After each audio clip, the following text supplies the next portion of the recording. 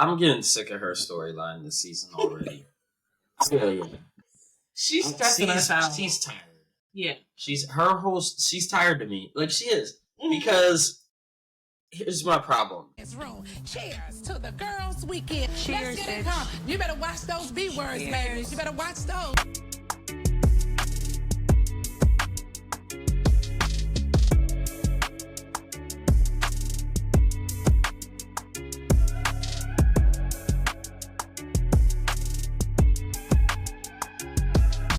Welcome back to the Love Leep podcast. We're actually going to be doing a different segment right now. This is what are we calling this? We're calling this Commercial Break Wind Down. Commercial Break Wind Down. And we have on, he's going to be a regular guest to the Commercial Break Wind Down, my dean, my fraternity brother, and the third party to the Housewives franchise group chat that we have, Cortez Lee Carey. What's up, everybody? What's going on, y'all? All right, so as you heard, we have a little group chat where we watch Housewives, anything on Bravo. But first, we got to talk about what we're drinking. Okay. So for the wind down, we're going to go ahead with Cortez first because congratulations, he is a new homeowner. And as you can see, this beautiful wall that him and Adam's lovely line brother that we interviewed, Brandon Bennett Bartholomew, helped him build. So we're going to go with Cortez first to see what he's drinking. Yeah, so thank you so much, you guys, for having me first. And I appreciate the congrats on the home. You know, it's been a long time coming. But I'm happy to be here, and I'm happy. He switched area codes like Karen Huger. Hey, yo! He was like how she was Potomac adjacent, right? Is that what that was? Yeah. She's on the outskirts. She's on the outskirts, allegedly. But today I'm drinking. So if you guys can see, like, I had a housewarming, and all my guests brought over bottles of wine to help me fill the wine wall. And so I'm taking a bottle off of the wall. Forgive me, but I don't know who brought this for me. It was a great night. But I have a Napa Valley Quilt Cab Sauv. Okay. Yeah. I don't drink dry, so freshly cracked open. That'll be your round. Adam is drinking handmade peach flavored French 75 that I made. Ooh, look at the cup. We got Christmas cups. I am drinking a Belidi Moscato d'Asti, which is my fave. I love a good Moscato. I'm a sweet. Oh, how did it go again? Oh, wrong way. You gotta put it in the focus. Put the hand behind it. That wasn't working. Yes, good Moscato. We love good Moscato d'Asti. Anyways. So let's go. So we regularly, like we said, we talk about and have been for, I want to say, the last year. Wait a minute. Let's talk about how this even began.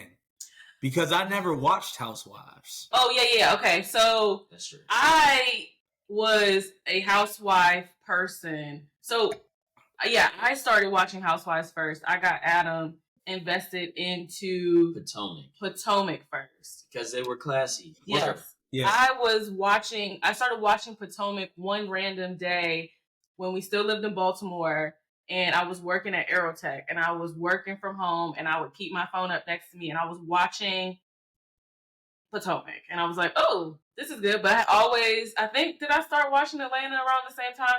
I may have watched Atlanta before then, but I started watching Potomac, and I was like, this is actually really good. That then snowballed. Adam started watching it. You know how men are. They're like, I'm not watching that. And then they be sitting there looking and they're watching it. Well, I had seen Atlanta a bit. Mm-hmm. Oh, yeah, because his sister does. His sister watches it. But I thought it was just a little bit too ratchet for him. He liked Potomac because it was bougie ghetto. It was really bougie. And I was like, it was bougie. It was bougie at the beginning. Yeah, I was like, I could get into this. Yeah. And then they started getting more ratchet and ghetto.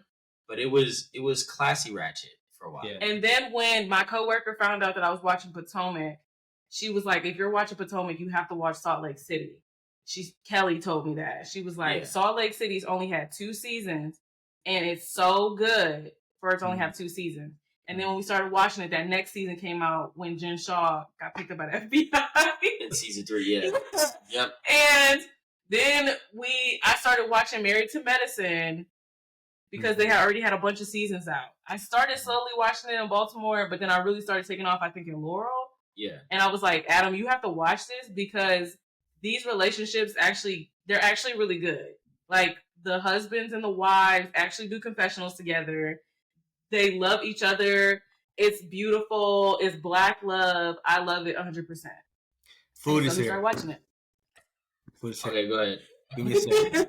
And around that time, we were getting married, so it was pretty easy to watch that. Oh. Oh, he's gonna eat at the same time. That's fine. We didn't mute him. This is gonna be smacking. Mute him real quick. So yeah, around that time, we were like getting married, so it was like easier to kind of pick up on it and watch it. Yeah. Because there's a lot of good information in there. You get to see people's actual relationships that are a lot farther ahead than yours is, but it was kind of cool to see that. And then I think we just talked to Cortez about it. We were just like, hey, do you watch this? Because me and Court are kind of one and the same. Adam says that me and Court are kind of one and the same. We'll sit in the corner and just be over there just like, oh, did you see that? Did you see that? Just being messy. So that's how me and Court are. And he was just like, I think Cortez would like this. We put him on and he's been watching it. Man, listen. So my introduction to the Housewives was through memes, actually.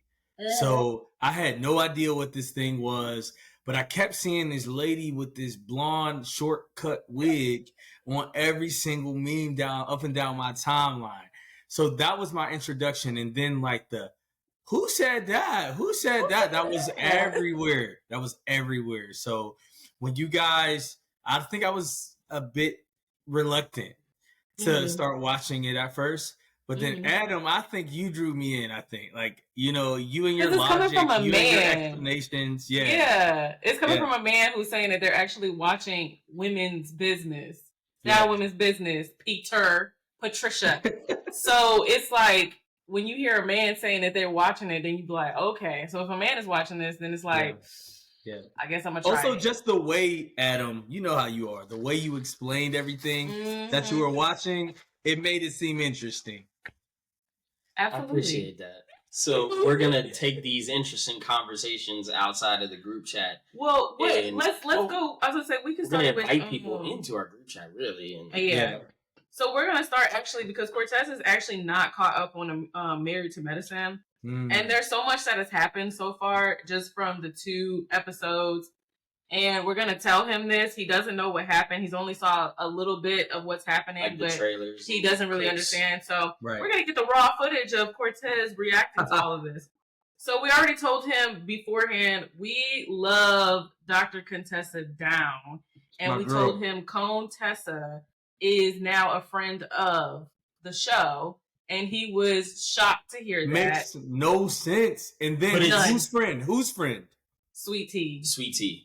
No sense. Letitia. But it's interesting because her friend of status is really weird. She has so many confessionals. And so we're going to be talking about both Potomac and Married to Medicine less because he hasn't seen it. So right. So, but it's interesting because she has a lot of the confessionals. Yep. She has a lot of confessionals time already in the first. And she's throwing a party where they're all going to be invited, and it's like her actual party. She's been invited to every single party. She's having people over her house. Sweet Tea was at her house. That's the thing. They're going back to filming in her house as well. Her kids are being shown, and it's a lot more than like how they had what's her name? Alicia, Dr. Alicia last season. Dr. Alicia she didn't really get nothing. And so Contessa, like, they're literally in her house. Sweet Tea was at her house when Quad. They're trying to probably what they're probably doing is trying to get the audience to get used to her again. And we were already used to her. I love her. She's been gone for how many seasons? Just one. Just one. It's just been one? It's just been one season she left. Because it was after the tumultuous time between her and Scott. Season 9. Gotcha. Yeah, so Sweet Tea was at Contessa's house. You could tell this was all produced. Sweet Tea was at Contessa's house because Quad was giving out personal invitations to her birthday party. And she had girls dressed up as flight attendants dropping off invitations. Sweet Tea, like I said, was at Contessa's house. But she was in the car. She was in a Rolls Royce. And the people was driving and going up to the door and hand delivering these invitations. And Contessa... they flew somewhere. Did they fly somewhere for this party? No. It was Paris a Paris theme, Moulin Rouge. It was very interesting. So we'll get into that, too. The boarding pass, with a passport or something. Passport book. And that was the thing. Yeah. So the girls go up to the door and tell Contessa, you're invited to Quad Webb's birthday party. And Quad's in the car, and then Contessa runs out of the house, and Sweet Tea, looking as awkward as she is like hanging out of the door, like, what's happening? And Contessa goes, Sweet Tea's in there. Why don't you go say hi? And Quad goes, we gotta go. We got somewhere to be. And I'm like, well, why would you think that Sweet Tea would be invited to Quad, which is her husband's ex-husband's? Why would Quad think that she would be invited to her ex-husband's wedding? It was weird. You could tell it was very produced. Like, you wanted Sweet Tea to be in there in that situation anyway. Absolutely. Just to get that out of her, just to get that look out of her. It was very interesting. Come to find out, this birthday party was thrown by Quad's new boyfriend. That she's been dating for a year. And didn't tell him. So the whole last season, she was dating him. Yeah, and didn't tell her soul. Listen, I understand it. They don't like you. Regardless, they don't like you. And regardless of, her having to put her business out there, I'm not putting someone new and fresh on a television show that I'm just now getting to know. Absolutely. I don't care if I'm with you for 3 months. That's not long enough. Absolutely. Especially seeing that she's filming with her ex-husband, who's now back in the picture. Yeah. Who hasn't been on for, a couple seasons at that point. And her ex-husband's new wife, that they're both in the old house that she made a home for. Let's call it, 7 seasons, 8 seasons or so, maybe? But she took the mattress. She took the sleep number. She took the sleep number. Greg was hot about that. Oh, man, she took the sleep number. He's a very interesting man. So there was a whole dynamic in between Greg and Dr. Damon. Adam's going to kind of fill you in on a little bit of that because he was very disappointed in Dr. Damon. But this time, so that's what I wanted to make a comment on as to why else I think they're bringing in Contessa, because this ties into the whole Heavenly and Dr. Damon thing. Right now, they filmed her and Sweet Tea in Contessa's house, only talking about the drama that Contessa went through with Heavenly when Heavenly was going on live in her closet, talking crazy about everybody and talking crazy about her and her husband. Yeah, right during that whole time.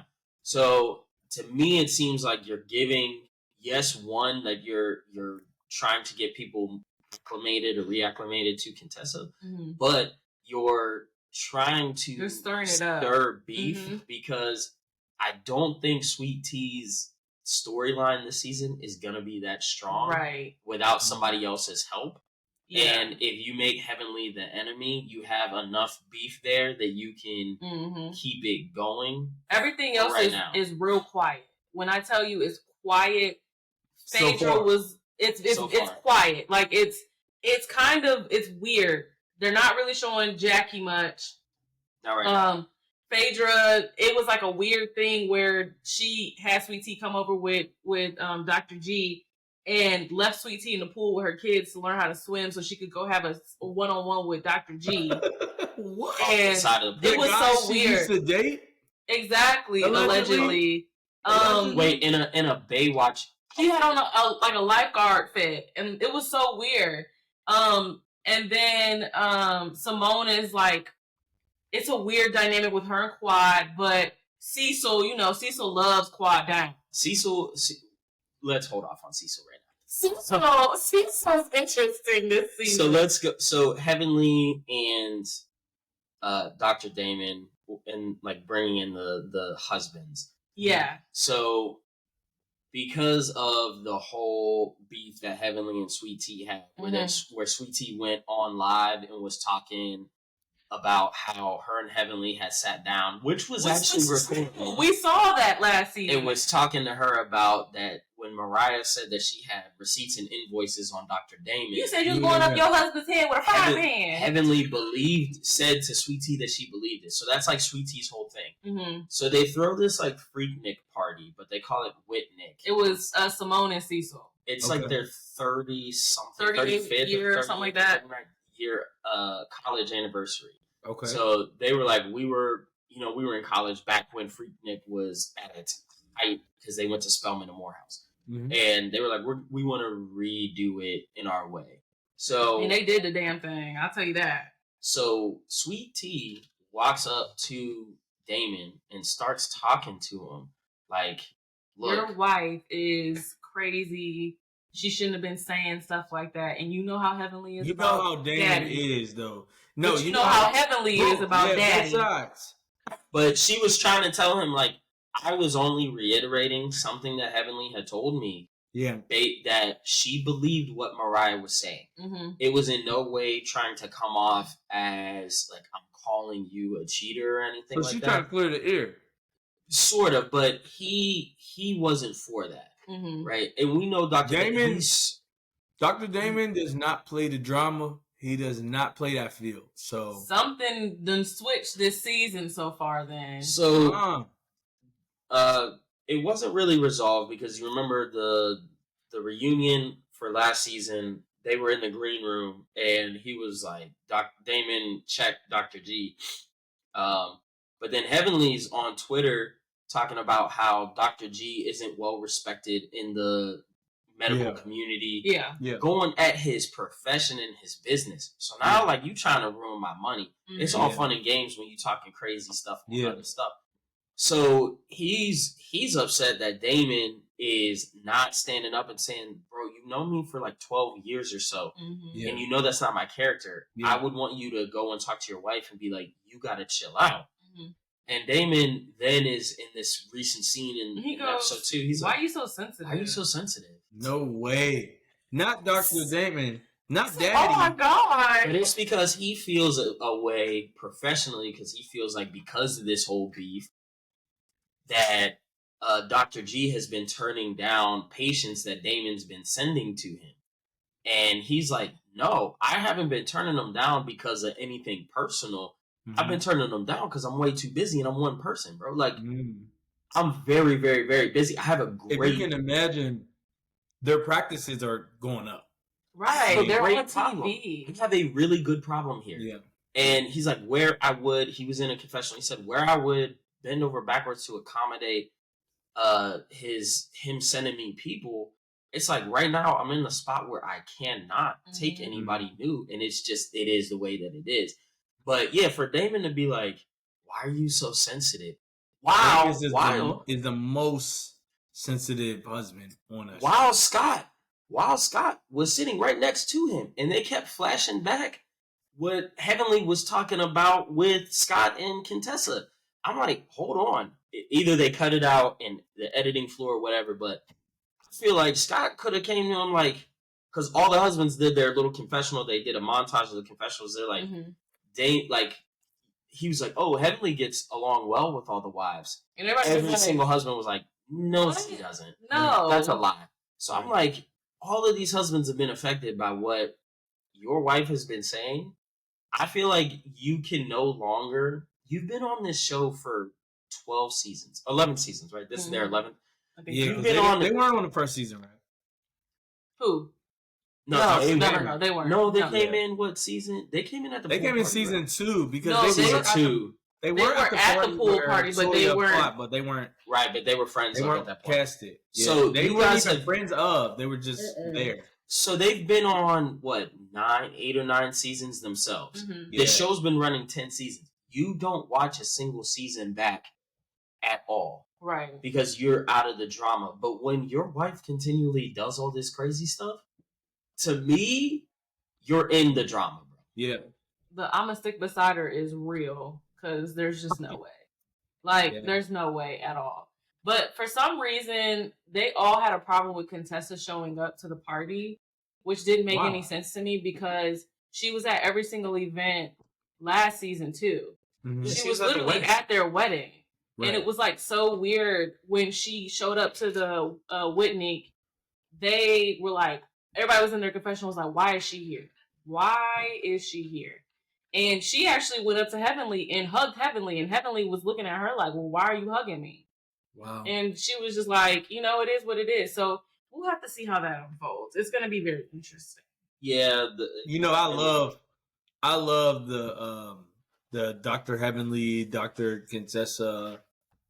Because Heavenly met her match with Contessa. Absolutely. Nobody else can rumble with Heavenly, but Contessa sure can. Didn't she ask her to square up? I'm sure plenty of times. And the thing is like, I think Heavenly is low-key scared of Contessa. Contessa is a strong girl. My girl is in the gym heavy. So it's Side note, have y'all seen her episode on Below Deck? No. I didn't see it. Yeah, she has an episode. I have to watch it. Yeah. I would say those, you cannot have you want season 12 and beyond, you need to have Contessa, you need to have Heavenly, and you need to have Quad. You don't have those three, you don't have the heaviest hitters. How about this? How about bring the heaviest hitter back? Mariah, that too, yeah. Honestly. How about bring the heaviest hitter remember, back? We were just listening to one of Heavenly's her little lives that she does, where she get in trouble for doing them. And she said something like that. She was like, we need to bring Mariah and Miss Lucy back. And I was like, not Miss Lucy. Oh my gosh. Because all I can think about is Miss Lucy hitting Toya with the purse when Mariah and Toya was fighting by the pool. With the purse. Here are my all-star recommendations. You need Mariah, you need Heavenly, you need Quad, you need Contessa, you need Buffy. Ooh! My boy hit the nail on the head. The difference is, and this is kind of, Buffy. And we'll talk about this when we talk Salt Lake City. We're going to talk about not today, but in a different episode. The difference is that Buffy is old money, and old money acts differently to new money. Sure does. And she is rarely loud, strong, and wrong. Mm-hmm. And she's loud and strong, she's usually not wrong. Listen. I agree with you to a certain extent because she became very loud once she got off the show. Yeah. With Mariah. Oh, Mariah. Yeah. Mariah too. Yeah. You said Mariah. I did? You Okay. Did. Yeah. Making sure. Let's add Dr. Alicia to that, though. Who? Dr. Alicia. Oh, yeah. But you know who I need to come back just for shits and giggles? You already know. Who? You need all those heavy hitters. You need your starting five. I know who you're talking about. But you absolutely need a 6-man. And who is this? He's talking about Shorty. I can't even think of her name right now. Yeah, lesbian relationship. You got into the fight with Quad. Lisa, yes, Lisa Nicole. I don't care what nobody says, bro. Listen. Lisa Nicole is hilarious, bro.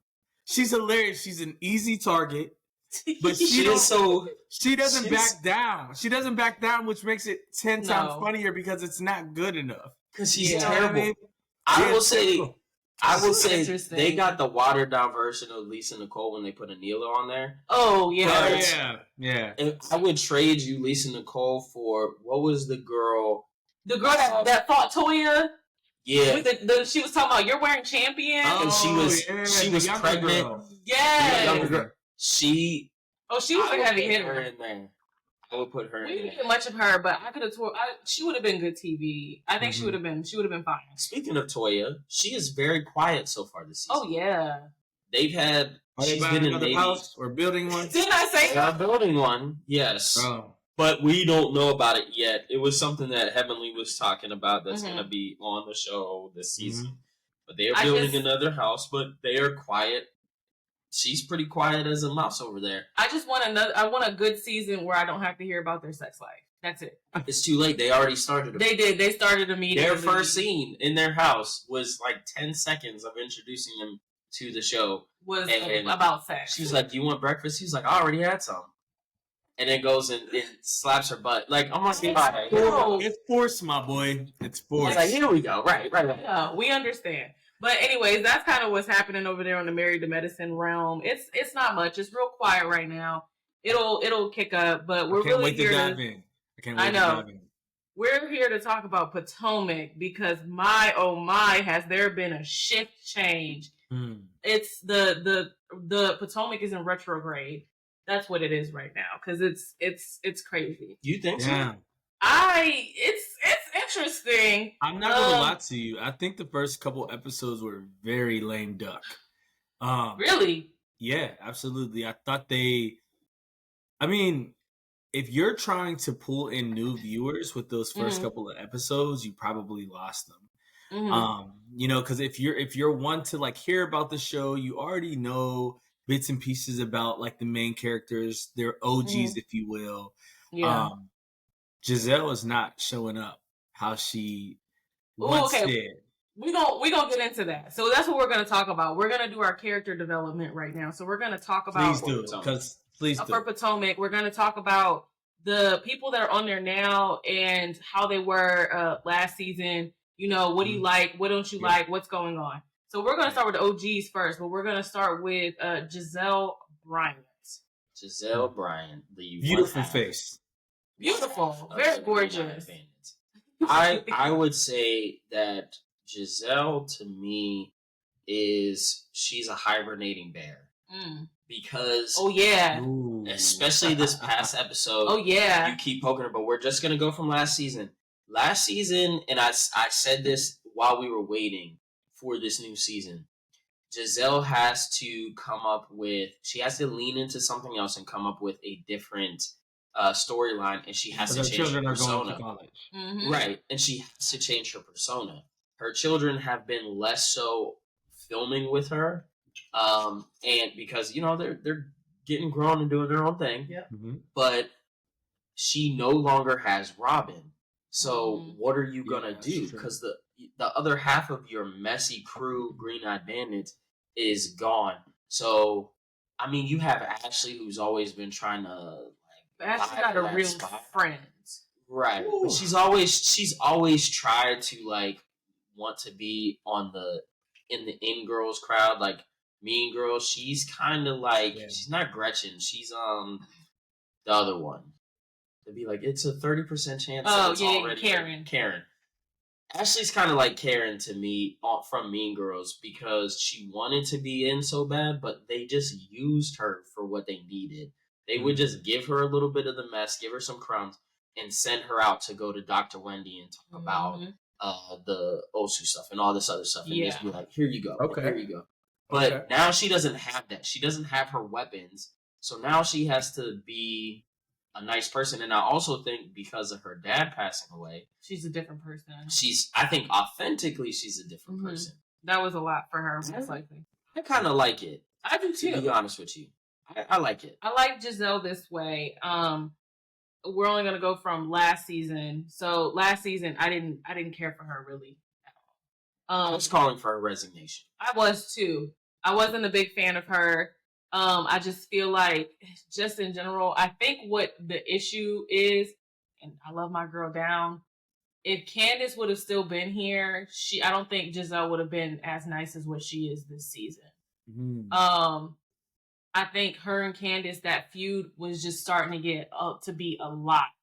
Very ugly. On almost everybody, because it was like walking on eggshells. Yeah. Having to film with all of them, and Candace and Giselle being in the same room. Giselle will walk past Candace, not acknowledge her. Candace will walk past Giselle, not acknowledge her. You can't get great content. You can't. You can't when everybody is beefing the way that they were beefing. It was starting to get a little bit too much. Robin's beefing with Karen. Karen's beefing with Robin. Mia's beefing with Wendy. It was too No one much. wants to film with each other. Nobody. So it's like one of those things where it's like, it's really hard to watch. And it was just more so like, we knew Giselle was a ringleader in this. And we thought that we needed to take out the ringleader in order for everybody to get together. But it looks like we had to get rid of supporting cast members to get this back to what it needed to be. But which you know was what? women enjoying women. You know what, though? I agree with that. But I also think that production probably had a conversation with the cast. Oh, absolutely. Listen, it's not looking good for y'all. Absolutely. And which is why I think, I don't know who was next on the list we were going to talk about, but which is why I think the attitude and just the aura of Wendy is so fake. I'm not feeling Wendy this season. Wow. That is a hot take. Let's go with Wendy next, since you opened up that door. Yeah. I want to hear what you said, what you're thinking about with Dr. Wendy's aura. Before I get to that, fun fact, I was actually, this latest episode they were filming at Yotel, a hotel in DC, and I was there and I saw all of them on the rooftop filming. Isn't that when you told us that you saw them? I got in trouble a little bit. I got yelled at by production. But those women in person, they look like money. Wow. They look like money. I don't know if it's because they had makeup artists or whatever, but in person, first of all, Giselle is like 6 feet tall and beautiful. She does look tall, yeah. Gorgeous. She looks interesting. tall. Gorgeous. And Ashley with them titties, I mean, just her titties walk first. But nah, they look like money. Gorgeous. But back to Wendy. I am just feeling like from the first episode, I was like, yo, Wendy used to be like strong-minded. She would speak her mind. You know what I mean? She's siding with Candace on any and everything. She's beefing with whoever Candace is beefing with. And this season, I mean, I am for turning a new leaf and starting afresh. But what happened between last season and this season that changed your mind, that altered your way of thinking about these women? Nothing. That's why I think production, at least nothing that we can see and nothing that we've heard. That's why I think production had to have a conversation like, ladies, like this is a sinking ship.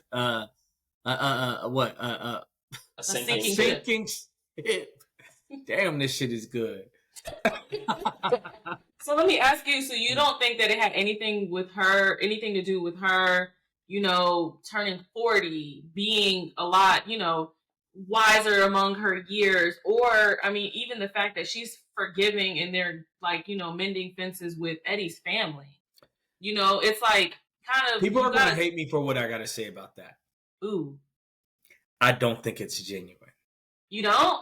You think it's just for TV? I don't think it's genuine coming from Wendy. Eddie, I mean, that's his family that he hasn't been in contact with for, what, 12 years, 15 years or so? Yeah. Come on, Eddie gotta be hurting. That gotta hurt him, right? But I think that is now going to turn into her new storyline. I can see where you're coming from with that, though. She's no longer teaching. Yeah. You know what I mean? She's no longer, I mean, she's doing less and less commentary. Like, that is going to turn into her new storyline. And the thing is they filmed with them way too often, and they talk about that with her in every episode way too often. So it has to. I understand that because, I mean, yeah, Mia literally hit her with a purse last season. And now they besties. Oh, we forgiven. We've had conversations. What, Wendy? But you remember they said that they looked at each other's lady parts last season too. So, but they were kind of like on a ceasefire. It was like a weird.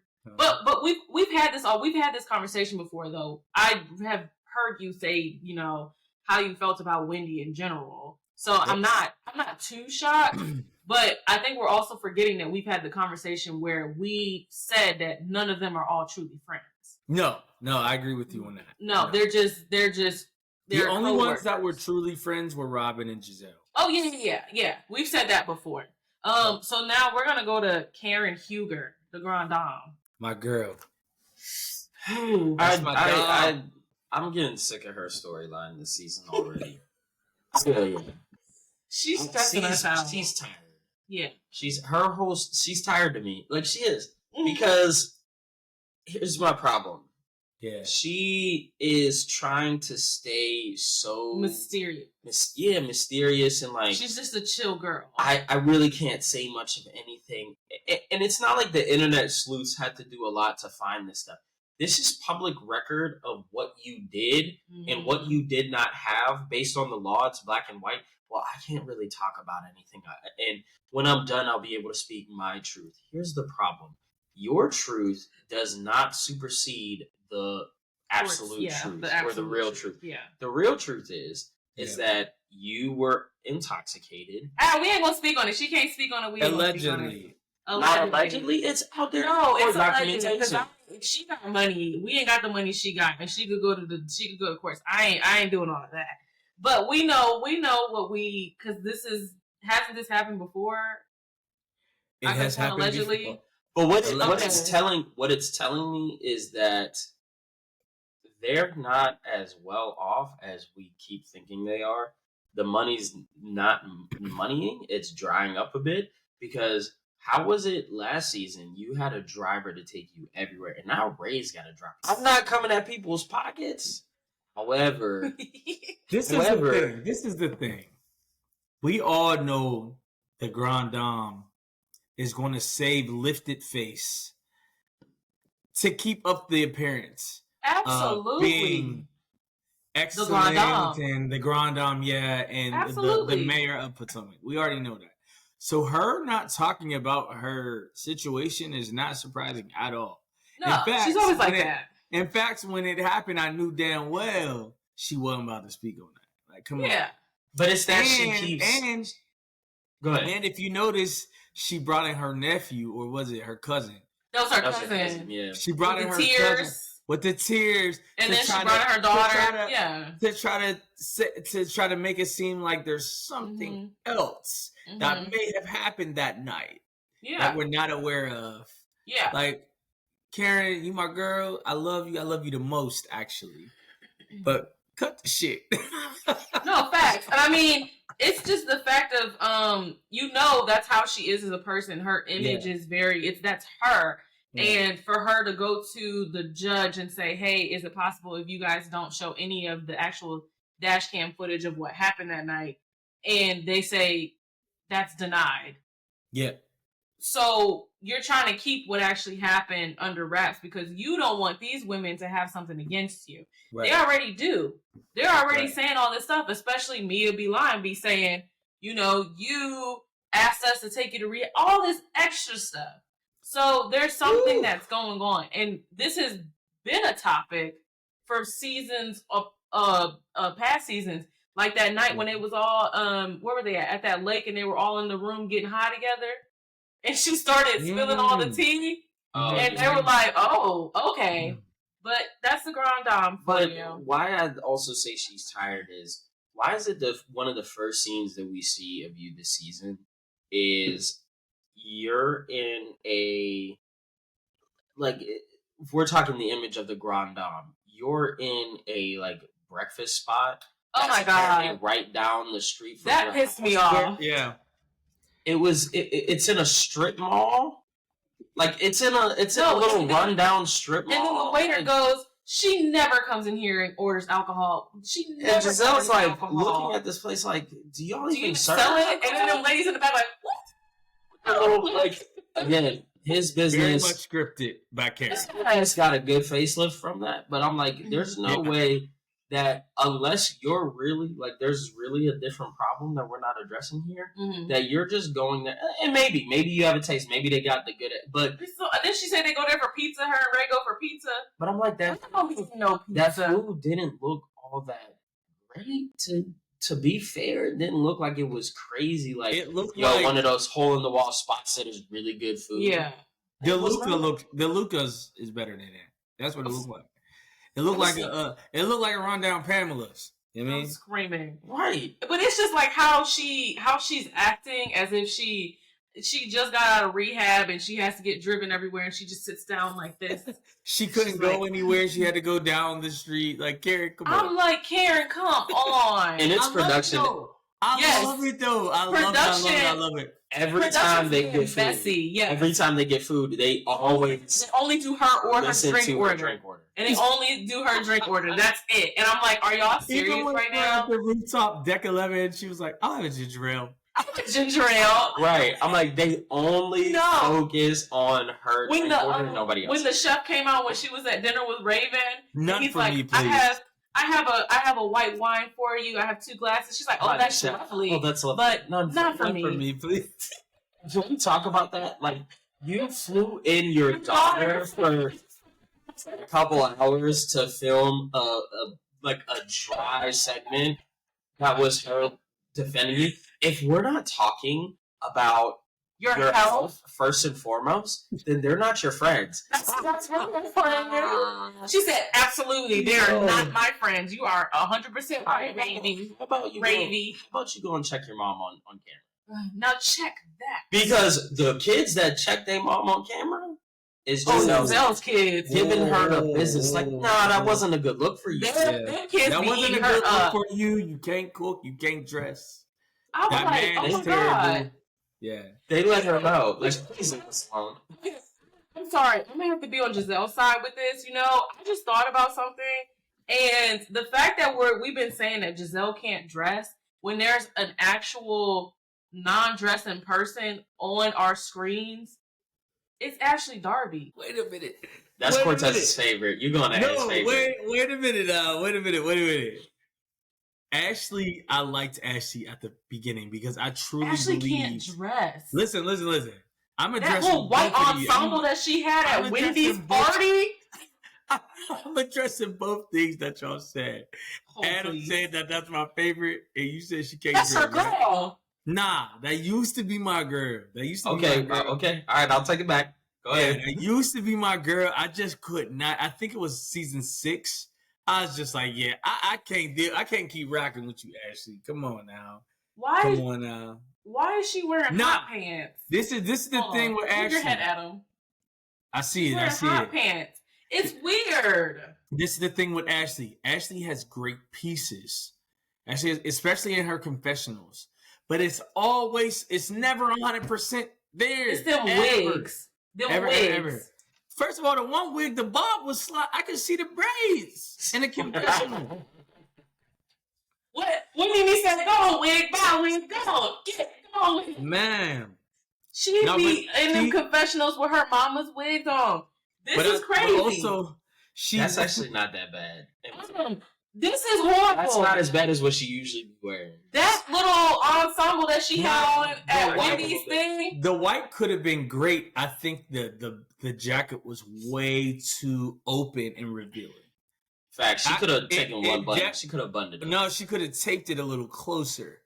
Because I liked it how it was open a little bit, but it was way too open sitting in front of old ass Ray. You're going to give him a heart attack with them titties. We going to talk about her because she an OG still. She needs to stop singing. I've been pissed, okay? Newsflash, she never needed to start. When she told Giselle, I put it on the back of an EME beat. Listen to this. And Giselle said, woo. She's like, I know those beats, and that's not what I thought it was. It was giving Kim Zodiac. Whoa. Exactly.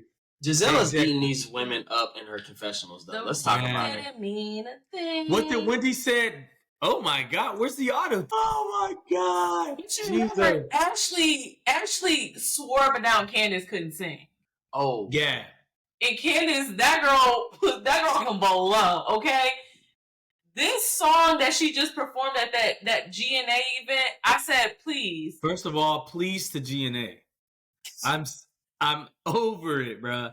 I'm over it. I don't even know what they're doing. It's always a different event.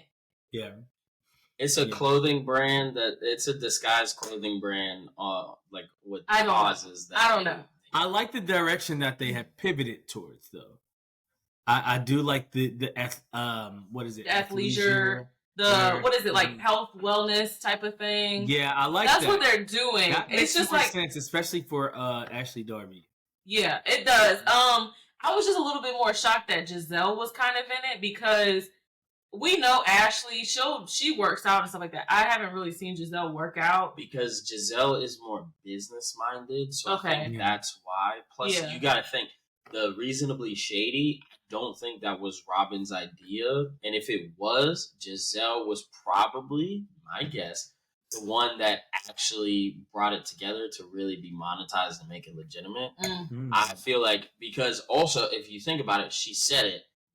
She knew when her and her husband were getting divorced where the accounts were. She knew where the money was. That conversation was very interesting as to hear. being a first lady and knowing where the accounts are in her own household, she knows the business. Yeah, she's not stupid. Yeah, so like, and people have touted her for years as far as like she's kind of an executive producer type on the show. She's a smart woman. She knows the business. So I think that's the only real reason why I actually wanted to partner with her on it, because she knew Giselle was gonna make it make sense. Okay. Back to Ashley though. I can't wait for this whole little divorce thing to just like. Yeah.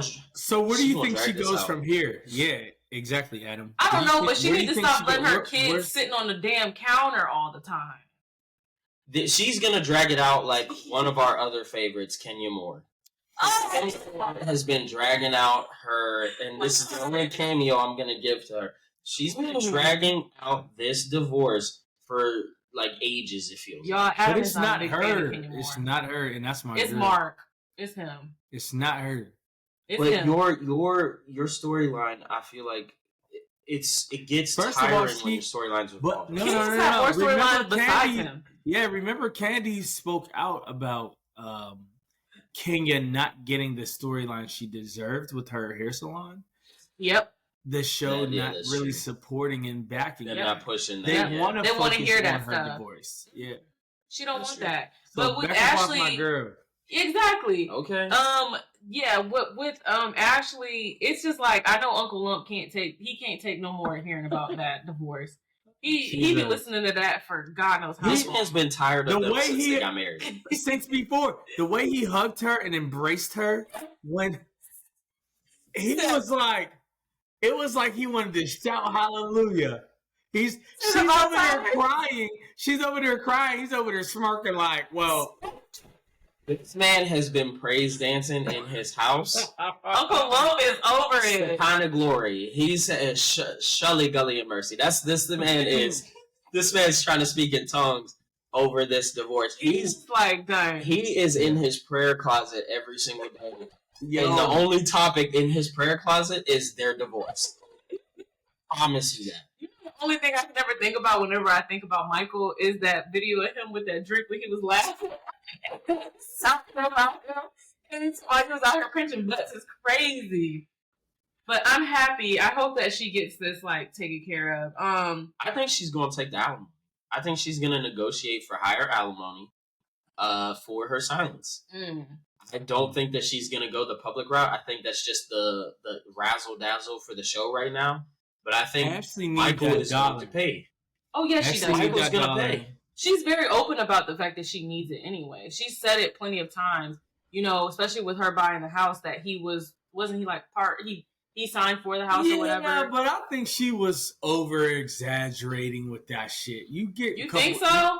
One season, Ashley, of this show has paid for half of the house, at least a fourth of the house. But I won't. But my thing is, I don't think she's OG. Ashley's an OG, yo. She's getting $100. So for Let's her see how to much talk, they made. For her to talk about needing and pleading, and I'm not buying that. You want that money. That money. You wanted that house. You're entitled to it, though. Yeah. You are entitled to it. You said it yourself. 8 years, and you're entitled to it. I don't know. Something about her though doesn't strike me as what's the word I'm looking for without kind of like what, genuine? No, maybe because sometimes that's how I would say maybe smart with her finances as much. What? Something about her. She might be the smartest outside of Giselle. You think so? Something about her doesn't seem. With her talking about how she, you know, when they were asking her about the money and stuff like that with Michael, and the businesses and stuff like that. It was Yeah. more so that she was younger when she was with him anyway. So maybe she didn't understand a lot of that stuff, but she also kind of came from a family where financial wise they weren't put up, they weren't in that Right. space of having finances. Right. And she was probably like the first person to really touch some real money. So and her family, absolutely. Yeah, and so when she was with Michael, I could have sworn she said that Michael was the one that was funding her mom, and it wasn't her. He was giving her the money or something like that. And remember, she said Michael is not comfortable with giving you any more money until you break up with old dude or whatever. Okay. But I'm assuming that the money stopped pouring into her mom because Ashley's obviously not giving it. So I'm wondering if all that money is basically going to the house. But the way she was explaining it last season was that Michael's funding a lot of the stuff that she has going on. What? So I think that's why I believe that maybe she's not as well off as everybody else because, he's funding everything. Well, I think it's based on lifestyle, right? Because she keeps saying that she wants to live a specific lifestyle, and that lifestyle is probably based around what she's been used to and what her kids are used to. Mm-hmm. So that's the reason why she wanted a more expensive house than what she really needed for 2 kids. That's just 3 of y'all in the house, and they small. I think it's one of that lifestyle creep, want to keep up the facade.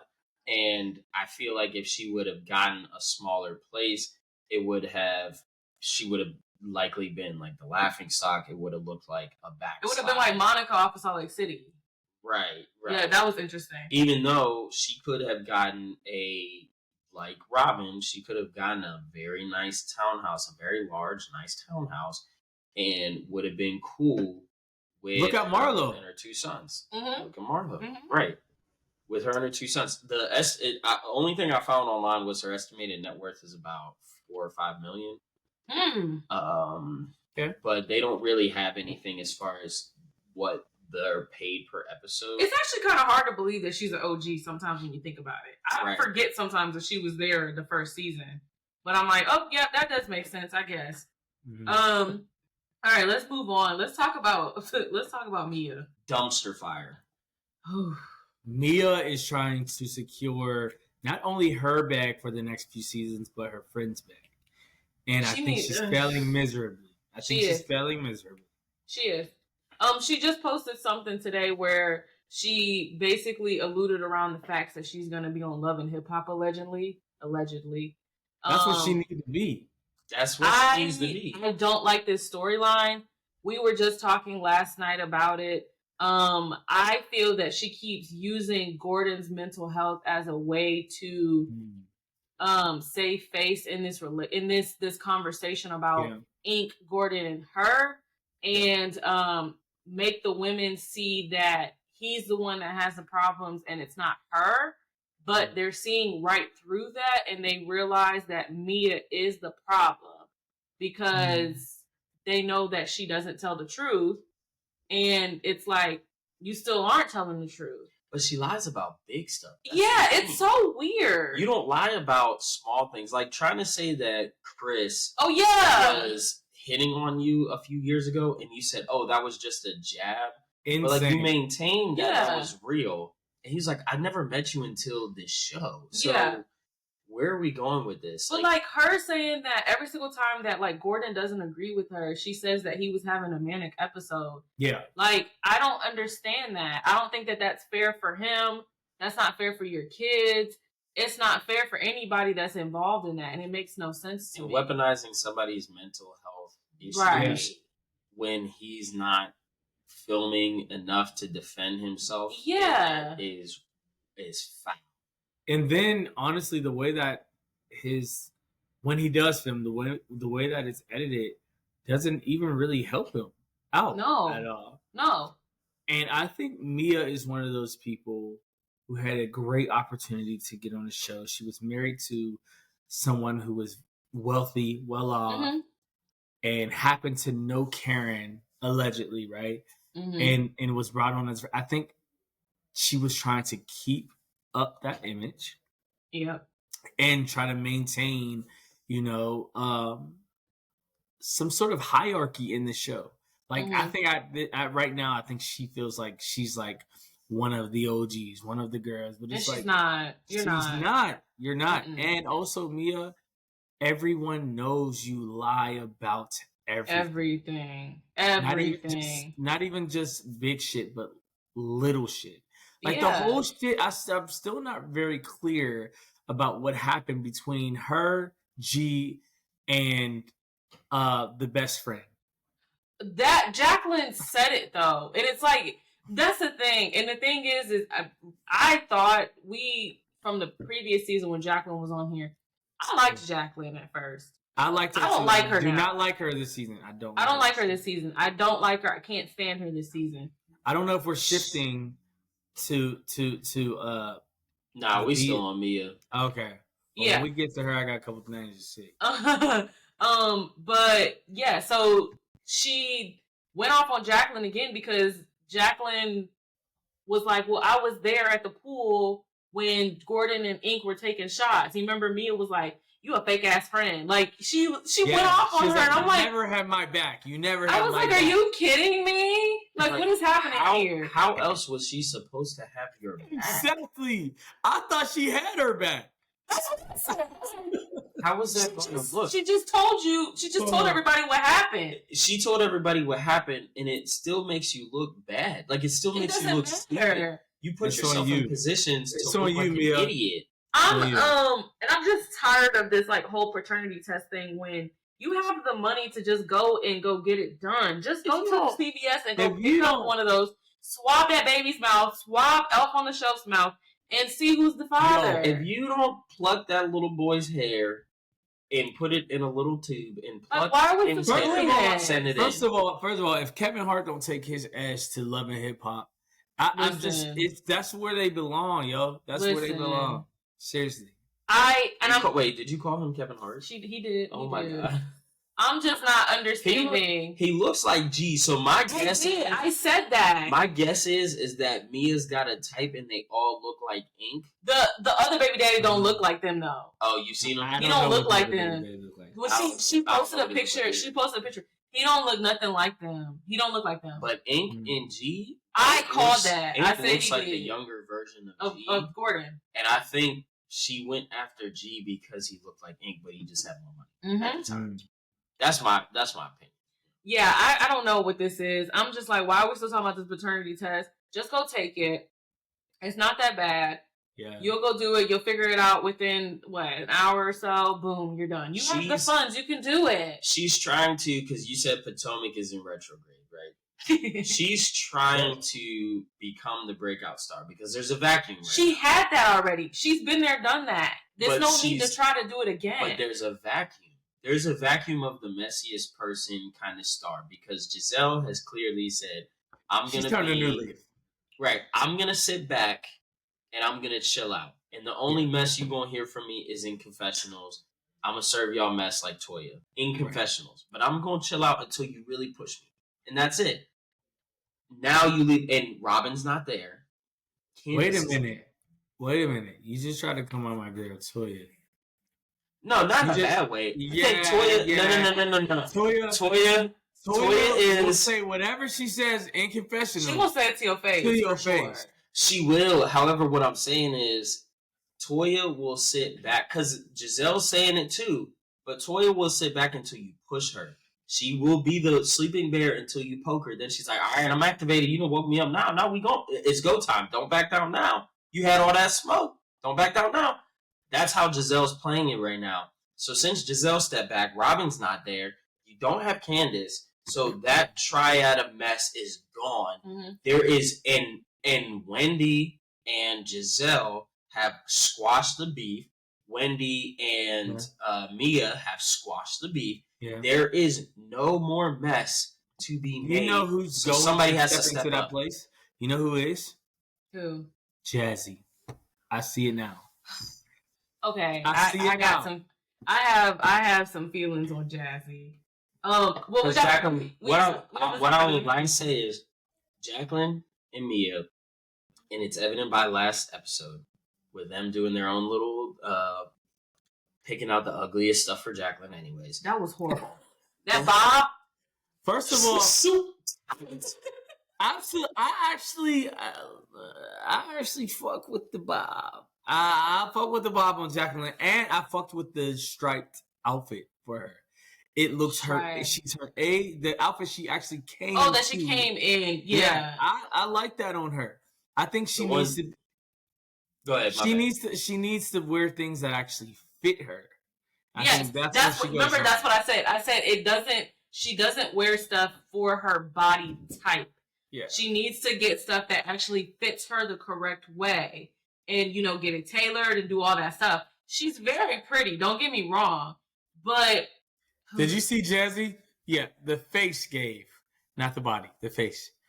Did you remember that when she said that in an episode? She did. She did hit her up on that. She did. But I'm saying they're trying to be the new green-eyed bandits, and I'm gonna leave it there. Oh, 100%. I feel that they did sit down probably before they got on this season and conspired whatever they were gonna do, and they're trying to execute it. But it's like I forgot my lines.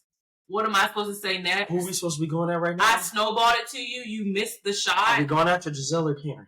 It's like one of those things, and I think that also this little I want to be Mia's side piece thing between Jacqueline and Jazzy is a little insufferable for both women, and we need to let that go. But in the same time that you're trying to dismantle Karen by bringing all of your friends who live in the general area of this lake to come and say, oh, remember when? And this was never so weird. This was in a season, but we never talked about it. But let's bring it up now because nobody wants to start mess right now because we're all kind of like ceasefire.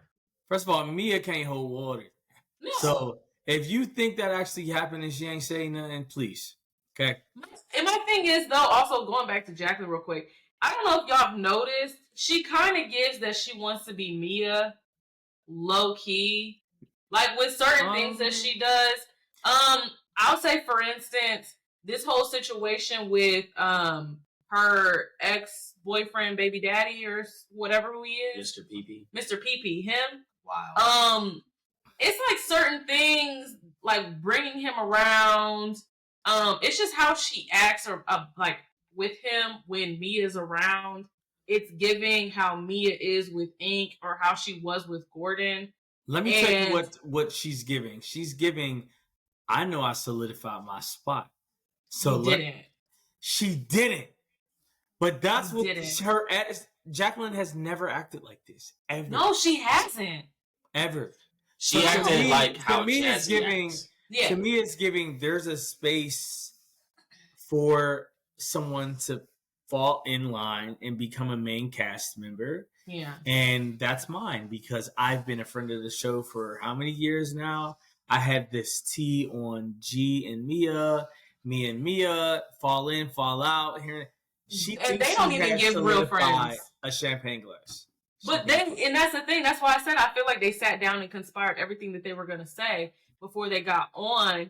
Because why do you keep coming for your friends? If that's your friend, why you keep bringing up everything, as in the words of Jocelyn Hernandez, that's your friend. You keep bringing everything up about what your friend is doing and her situation with her ex-husband, her boyfriend, all this other stuff being messy. And it's not eating the way that you thought it was going to. Right. I think how they drew up the play, and I think you're right, Court, is that they sat back and had a conversation with production. And production was like, first off, we're going to take this in a new direction. And if y'all don't come with us, you will be gone this season. And we will write you out of this show. The way Wendy is acting with the ladies, Wendy wouldn't even speak or look any other way last year. I get you. They're having to do stuff that they normally didn't want to do because it is like her whole birthday party thing was very awkward. Yeah, it was kind of not the one that she threw, the one at the lake. The lake. Yeah, through which we were doing everything about Mia, and it was Wendy's birthday. To go to a joint chiropractic and just it wasn't even the one that you owned. You previously owned. Walked in and was just like, "Hey," and everybody's looking at you like, "Who the freak is this?" It wasn't like, let's get them free adjustments or let's get them. No, they just sat there and just looked and then left. So I don't understand. But we're gonna go to Kierna because my girl got a flute this season. Love her down, but she's giving lackluster a little bit right now. I was hoping that you said that because I thought you were going to be gung ho. Nah, she's giving lackluster. Yeah, didn't I tell you? I said earlier in this episode that the first 2 episodes were not really up to par for me. They just weren't. It's starting to pick up now, and I love Stacey. Stacey needs to stay forever. Stacey's so cute. She's adorable to me. I love her. She's innocent. She's naive, but she seems like she doesn't really play much. You just gotta keep poking Let's hold off on Stacey. Because we got some stuff to talk about. Kierna, how y'all feel about her relationship? I'll say this, not necessarily about. She got her braces off today. I will say. She posted it. I think they are looking for another Monique and Candace, or a version of the 2 people, and they thought that they could get that in Kierna because of the fight that she had with Ashley's friend. Deborah. With Deborah. Now let me ask you this though: do you feel that they may have gave her a flute too soon to subside the fact of the whole thing that happened with Deborah? No, because you don't think so. Because she, even though she had a friend of contract, if she has a friend of contract, in the contract, they're going to have the same clause. They cannot come back at the production company and sue them for what they have done or putting them in this situation. They can't sue each other, Adam, though, I think they gave her a flute because there was so much hype around that fight. And the fact that Kierna did not, I hope I'm pronouncing her name right, that she did not deserve that backlash. It was actually intended for Candace. Which is I think there was so much hype around that. Her name was, I heard her name more than I heard Mia's. Very much so. But this is talking about that. This is why I'm saying the last time we seen a fight of that caliber, it was Monique with and Candace. When Monique was chasing her out of that wine spot. I'm gonna kill her ass. Right. It was like, let go. Like, let me go. And you don't cuss. Yeah. So I think that they were like, okay, since we've kind of been in this direction where like it's more. So you think they were looking for somebody that was like on the raw tip? I think they wanted a more raw character like one of those 2 because Monique's not coming back and Candace has a crazy mouth on her and she's gone, and now you need that. And off of the back of that situation, like you're saying, let's capitalize on this because we probably have a newer audience that wants to see this, that brings in that audience of the Monique and Candace's audience, brings them back into the fold because they're not there. That's just my thoughts on it personally. And she's not delivering on what they thought she was going to give them. Yeah. I thought her storyline, maybe I'm happy that it's not, but I'm also kind of sad that it's not her storyline, was this lawsuit against Deborah. Because she's going to court about this whole thing with Deborah, and she just started talking about it with her boyfriend about, talking to the lawyers and stuff about it. I guess maybe I'm a little happy that it's not oversaturated, that we're talking about this fight that happened with Deborah. But I would have liked to know a little bit more about what happened because we didn't hear much about it at the reunion. And then the only time that we did hear about it was Ashley asking, so is that what that scar came from? And she went off about having the scar. So I'm just kind of like, well, what are we giving Kierna this season? That is her storyline. Like, to be honest with you, I think that's how she got the show. That's how she got the flu. Well, I'm surprised that she's not talking about it. I mean, we're seeing more stuff about, she's actually doing the work. You know how sometimes we talk about some of these housewives just want to argue most of the time and we never see them actually working. She's working.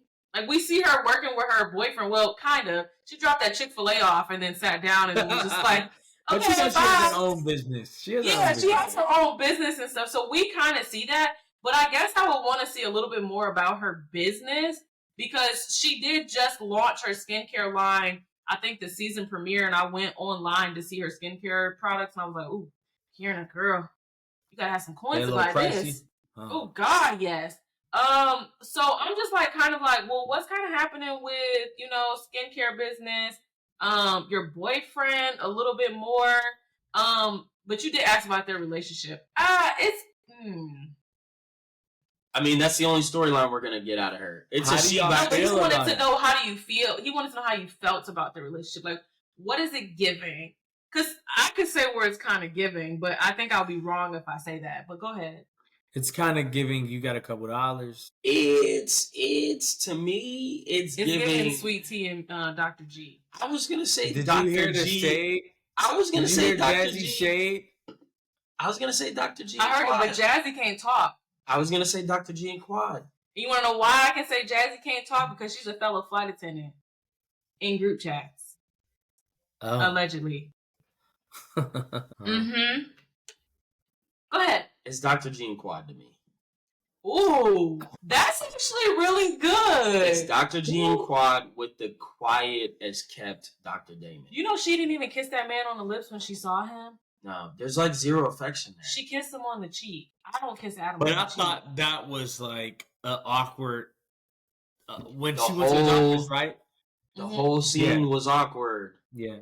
The fact that he was talking about the one chick who's not related to them, the only staffer that's not related to them, might be a Diggs by the end of this project or whatever that they're doing. No, I thought he was talking about wasn't- her. No, he was not talking about Kierna. Oh. He was talking about the other girl that was sitting there, the lighter skinned woman that they panned over to and showed her for like 5 or 10 seconds, and like We also gotta put into perspective editing and what they want us to see. Yeah. Also, but it's his. they don't live together, right? No, she lives in her own place, right? She's moving in with him. Yeah, they're moving. Okay. In. They're But building a it's house. They're building a house. That's what it is. but it's the. All right. Here's my thing. How he comes off. Like us, it's just he's not. I don't think there's not much editing that they're doing because he's not. I don't feel like he gives a lot of anything. I think this how they trumped it up for the he's next like episode. Dr. Damon. He's like Dr. Damon. He's kind of like who am I thinking of? Juan Dixon. God no. Because Juan didn't really want to film early on. Yeah. You know what I'm saying? Like, he was kind of quiet. He would just, maybe agree with some stuff here and there. But, yeah, he's kind of like Dr. Damon. He just sits there. He don't really say much. When he says something, it might be slick. It might not. And she's just, she's more head over heels for him, I feel like, than he is for her. That's what it seems like. But, again, we could be wrong. Like you said, production has a say in what we see, how we perceive it. But if this man was chatty Cathy and was happy to be here type, no matter how production would try to cut that, we would see it. I just hope that they don't give her that storyline of her mom is riding her coattail and forcing her to basically marry this man because he's got money. You know what I mean? Like, sometimes they'll do that. But does he have? Is he more well off than she is?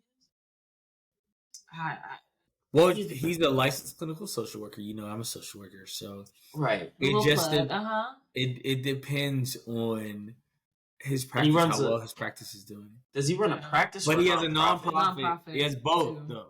Oh, he has both. Okay. So he might. So he's probably doing a couple. He's probably doing pretty well for himself. She's a gorgeous girl. I like her though. Yeah, I just don't think that she's good for. I think she's good as a friend of the show. I don't think she has star quality.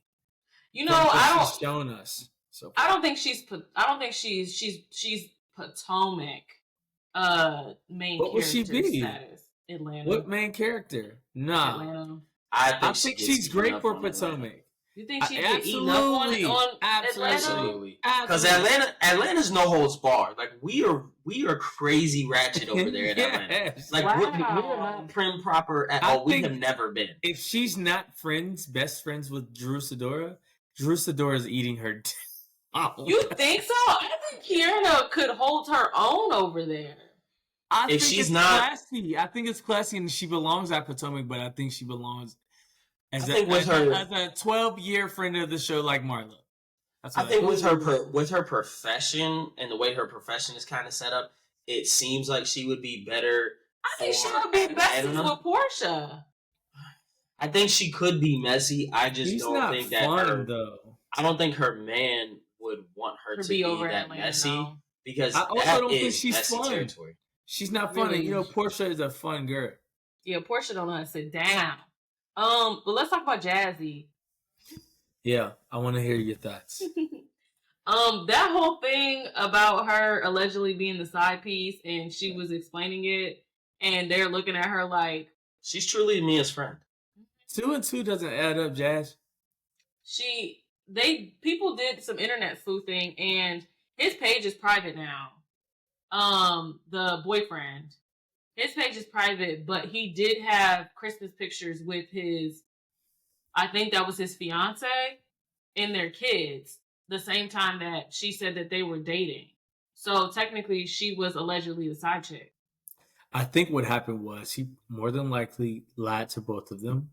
Oh, most likely. And Jazzy, if she's naive, she's believing the lie. She got the if ring, she's though. not naive and she's smart, she's saying what she's saying on the show. To be fair, she's an idiot.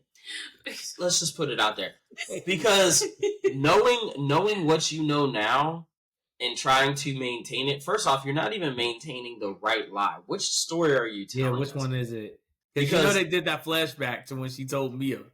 And you've been telling the story 3 or 4 different times to 3 or 4 different cast members, and your story is different every single time, and you get caught. Like, come on now. Like, you're not. Let's be real here. We're not gonna spend a lot of time on her because honestly, she's tired. That whole thing with her and Jacqueline arguing about who knows Mia better, and Mia is just sitting there just eating that up. Mia is a pimp, okay? She is a pimp. She is running. She's hustling. She's got 2 men fighting over her and 2 women fighting over her. Mia knows what she's doing. But she can't keep them in line. She's not that good. Keep your hoes in line, Mia. She can't. She can't. Because she's cracking under pressure right now. She is. Her campaign is not strong enough. I also feel like Jazzy is like being drowned out by everybody else's storylines. Mm-hmm. I don't think she is. I want to see more of her because I think she can bring the mess. I think she can bring the classy mess. She can. She can. Her situation with her man alone is messy. That's already a lot. Yeah, it's enough, but I think she's getting drowned out by all the other shit. I don't think she lives there anymore, though. But he's also not going to be able to. He's not going to be able to film. Yeah, they don't live there anymore. I don't think. Well, that's what they're in Texas. That's like post the season. I don't think she moved during the season, did she? She's like I said, she's a flight attendant. But she's a flight attendant, yeah. So she's not based. I don't think. I think she's gonna get a Dr. Alicia treatment. I think in one season out the next. Yeah, probably. And I think that they have filmed as much as they can film with her. I think they got some very good shots. I just think she wasn't good enough to make the cut, and we're gonna see that. Would you be interested in that that one lady that's with Karen all the time filming? Actually, I thought that they were going to bring her in. I thought so too. More and more, but it's like she's older. I think she probably has a couple dollars. Mm-hmm. I wonder. I don't know who her husband is, but yeah, I think she might make for a great grand dame holder. Yeah, of the show. I do think so.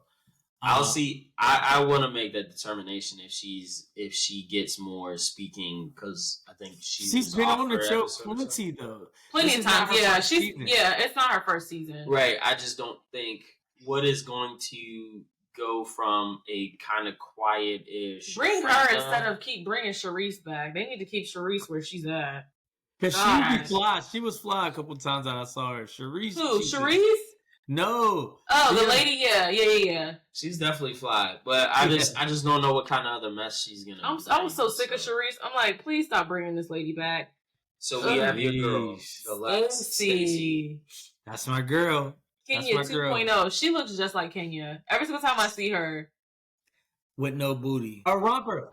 Did you see her walking up to the hotel like she's a model? So she's always wearing a romper. You can tell she's new. You can tell she's new on the cast because the way that she be feeling herself in the. You don't know who she BTS. Yeah, she reminds me of Tyra Banks when she was in Life Size.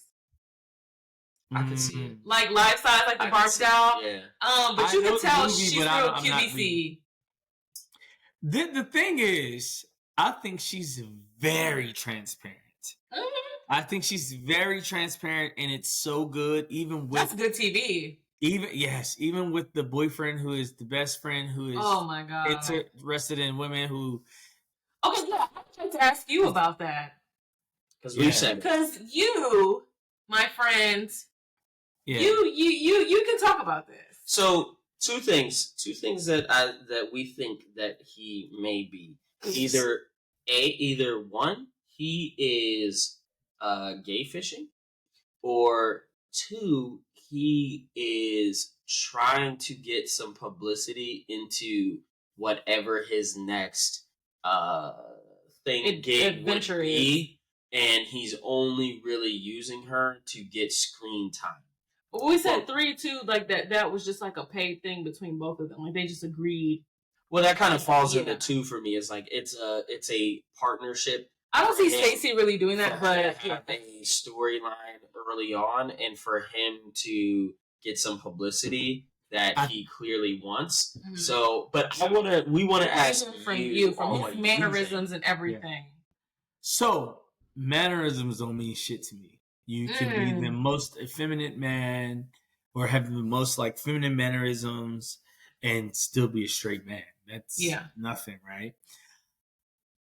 However, I think it's the latter of what you guys, put out there. I don't think he's gay fishing.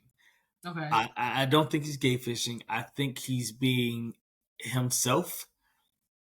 He's rude. I think she is. Oh, he's very rude. Mm-hmm. I think she was, maybe in, a talking stage with him when she got approached for the show, and she may have rushed it to make it seem like it was more than what it was. And he's like, hold up now. Like, we just besties. You know what I'm saying? And moving forward from there, I don't think he's interested in pursuing her romantically. Okay, I was going to ask you that. I don't say that. I don't want to really say anything more than that, but he's not interested in her, and I think she's very interested in him. Which is so sad to see, because but what's so funny is that seems to be the thing, because that's happening on Salt Lake City right now too. We have a girl, Brittany, who's interested in that man, and he's been going around telling people that they're besties. The difference is that she is... and he was in Mary Cosby's DMs. Man in Mary Cosby's DMs. Yeah, Mary Cosby caught that. The thing is that Stacey is in the legitimate rebound phase of her marriage. And now, and she needs somebody to be next to her as she goes through the latter stages of this divorce. Yeah. And he don't want to be that rebound. He don't want you, but like I was saying last night, this is the wrong rebound for you. Oh yeah. Like I think Stacey can get anybody she wanted to, but it's like you got this. Here's the thing about Stacey. She doesn't even need a man to be on this show.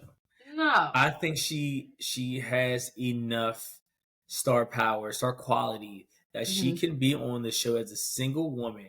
Absolutely. She's awkward. She's indirectly funny. Mm-hmm. Her dynamic with her daughter, I think if she shows a little bit more of that, can be very... Her daughter's gorgeous. She's so cute. You can tell that she loves her daughter so much. Mm-hmm. And I think continuing to grow with the ladies, she's one of those girls that can get really annoying really fast. So I think there's potential. She didn't like when they said that she was what they call her? She was like dry or stiff. They called her dry. She was like dry, stiff. So she is, and they need that on the show. Yeah. Who was the girl? that Ray, like, he loves her dirty jokes. Katie, I miss her. She's miss Katie. I think that they are trying to plug a hole of a Katie and then their Potomac's version of a Kenya Moore. I think she is a blend of the two to where she's got that beauty like Kenya, and she's very she's sharp like Katie. But when she's blunt, like she'll say it for sure, and it makes for great moments. Like she's such a she's so naive. Like when she was asking Ray, "Do you know what a drag king is?" Yeah, and Ray's like, "No, I don't think I do." Hey, Ashley, Ray doesn't know what a drag king is either. And that made her situation even worse. I was like, Stacey, because you're proving everybody's point. You're dry. Yeah, but it's so funny, like, and it's so, like you said, it's cute, it's authentic to her. That's who she is, and she's very transparent about it. And like her storyline, she's just having a good time.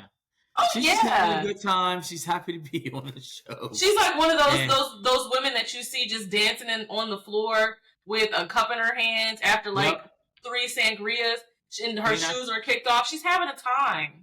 I think they waited to film the season to give anybody a flute, and I think they made the right decision by giving her. Okay. See, I was going to ask you guys if you guys think, well, I don't know how production works with that. Do y'all know if they just film with everything and then give the flutes afterward? No, I think majority of the time, even on like other reality shows, like even on like Ratchet TV, like they typically film, you know, those what is it? The introduction, the intro shots, like at the beginning of filming. That can't be true though, because remember they snatched Alicia's position from her because Quad came back. Contracts have to be out before the filming starts. So everybody knows if you're gonna be a main or if you're gonna be a supporting cast member. Okay. I think with Alicia, I feel like because her Quad decided last minute. They said she decided last minute. Yeah, I think Alicia was going to be kind of like her trajectory was going to be a side cast member to be a main, and then when Quad got her act together and they were able to negotiate it, then they wrote her out of everything post production. They worked her out of every scene just about. But from Heavenly's perspective, she was working literally every single scene she was there. They just wrote her out of it. So they have to have it down before they start filming, and then they decide in the editing floor what stays and what goes based on the narratives that they want to push out. And so we'll see. I think Stacey, like to your point, Court, she's one of the best main flute holders that they picked out of this season. I hope they keep her. They should keep her. Because, I think they should keep her. She's a breath of fresh air. She's not, she's like, she's not messy, but she will literally, she's like one of those people where you tell them the stuff and then she goes to them like dumbfounded and tells them everything that you just told them. And she's like, I didn't know this. Like when she sat down next to Karen, she's like, Karen. They said that you said that you needed to go to rehab. Are you okay? Yeah. Like, Stacey.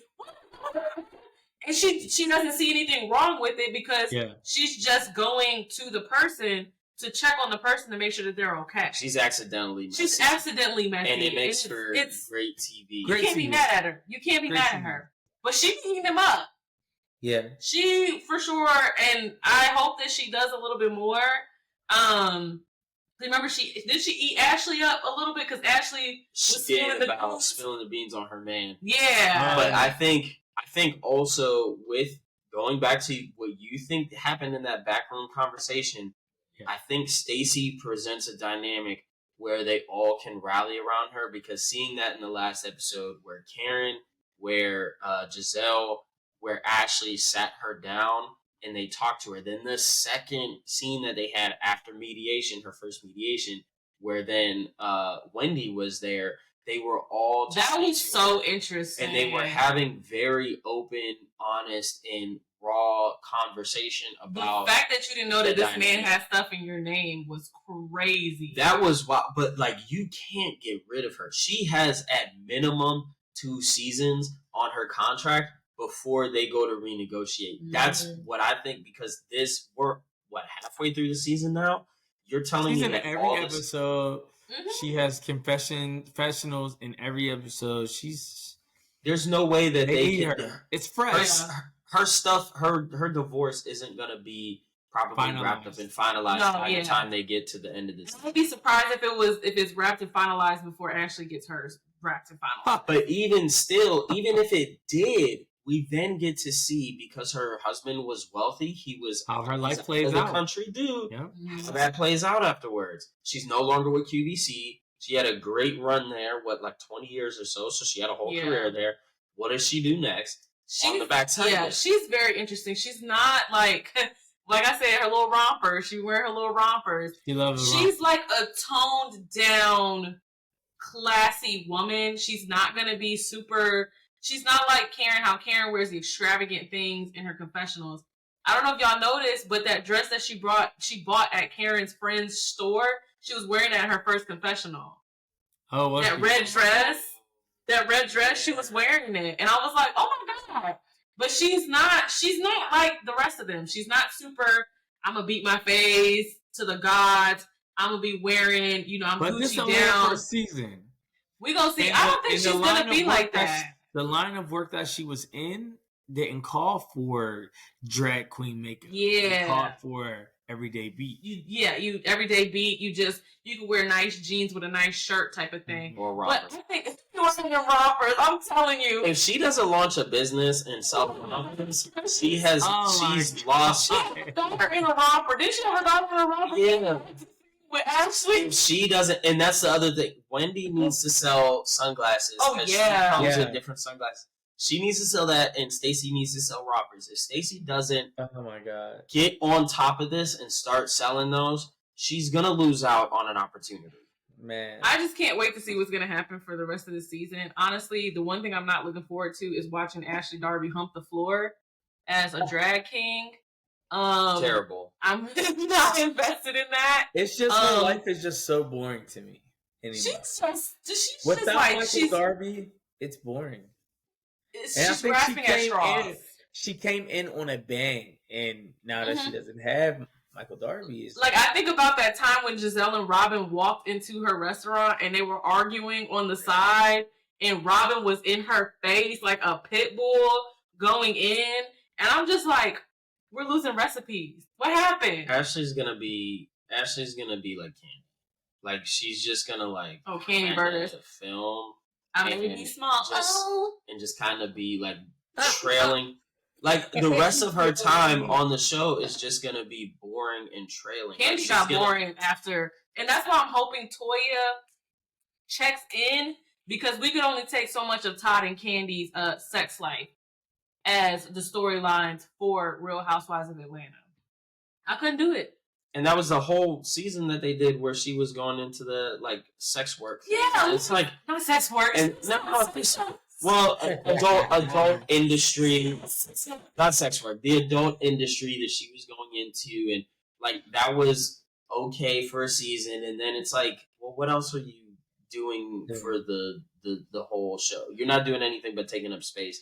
And now that she's off, apparently she's thriving and doing really well. We're going to see what Atlanta's hitting for when it comes out. So we got to get to wrapping this up with predictions on, because you haven't seen Married to Medicine, so we won't go with those predictions. No. We will go with Potomac. Are we going to do Potomac and predictions? What else are we going to talk about? Yeah, let's do Potomac. He hasn't watched Salt Lake City. He hasn't caught up.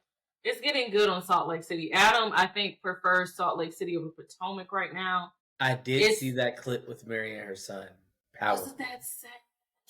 No, Court. You actually have to watch the season and watch her slowly seeing him slip away, because was it last season he got married secretly, and he's living in the house with his wife and Mary, and so is the wife white? Yes. Yeah, I think so. Oh, okay. And she walks into the room almost every day, and she's like, "You guys gonna get up?" And they just be sitting there high as a kite. High as a kite. It's so sad to watch. And Mary's doing such a good job with not coddling him, but slowly getting him to really trust her and open up about what he's dealing with. And that's where that scene came from, where she was talking to him about his addiction with everything. And I didn't know that he was on drugs like that. Like, I did not know that. So, but yeah, you gotta watch it. It's very interesting. This season, we think you're gonna like Bronwyn.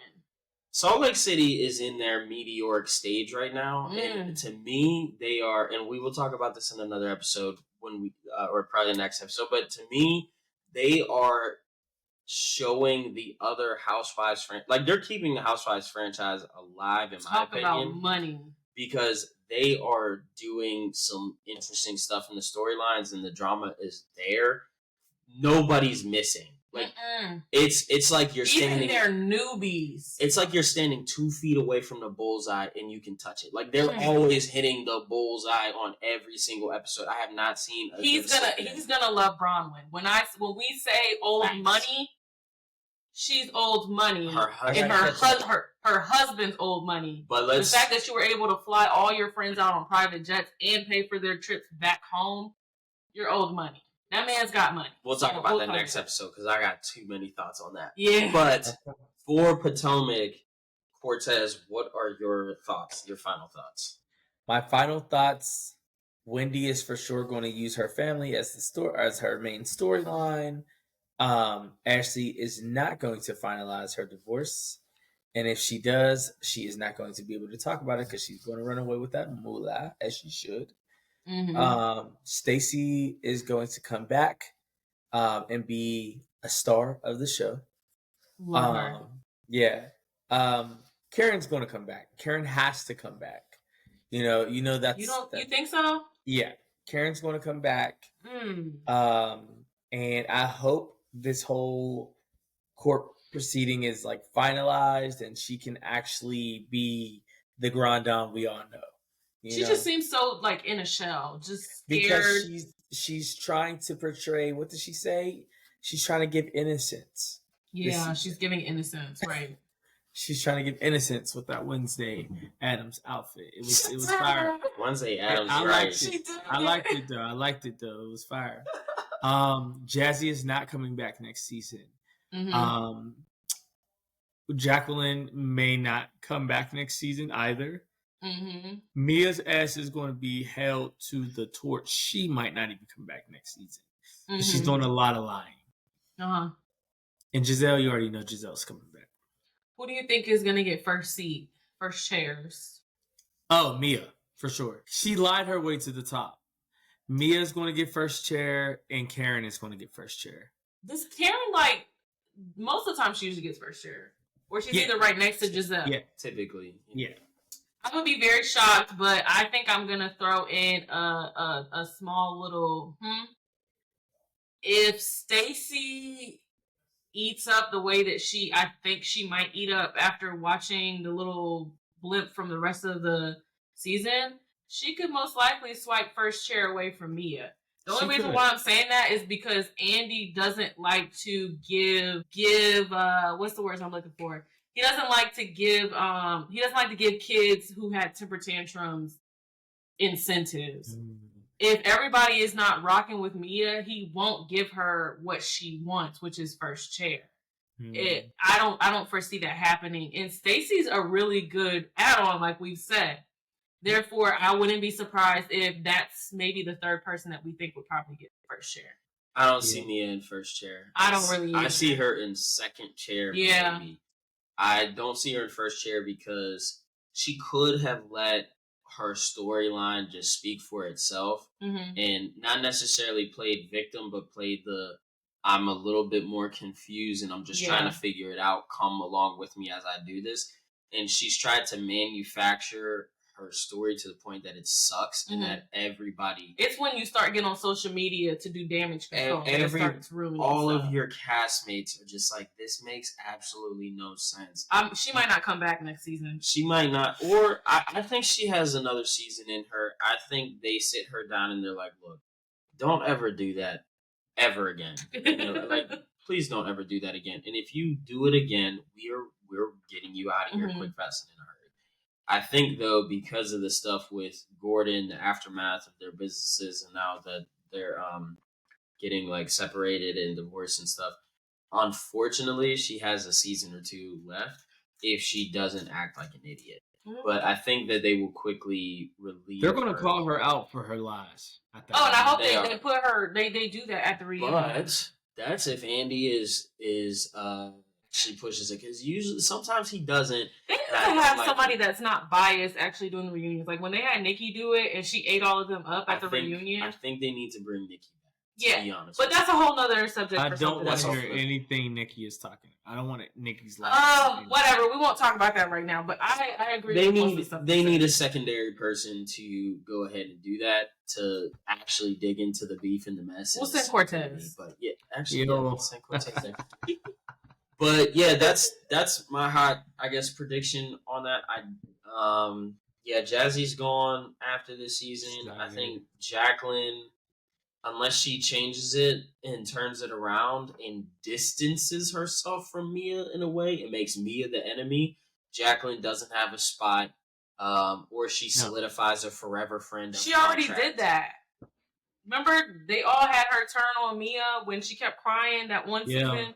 She already did that. But Jacqueline has a unique opportunity right now to do it because, like you said earlier, she has the ammo on the real what's going behind the scenes with her, Gordon, and Ink that nobody else has. So if Jacqueline comes out and it's just like, I know this stuff and she's being stupid and I've tried to tell her not to be stupid, and she positions herself on the side of the cast and not the side of Mia, I think she lasts out and gets to stay for at least another season and buy some more time. But I don't, unless she, and then she has to bring in her man to like the rest of the season for it to actually make sense.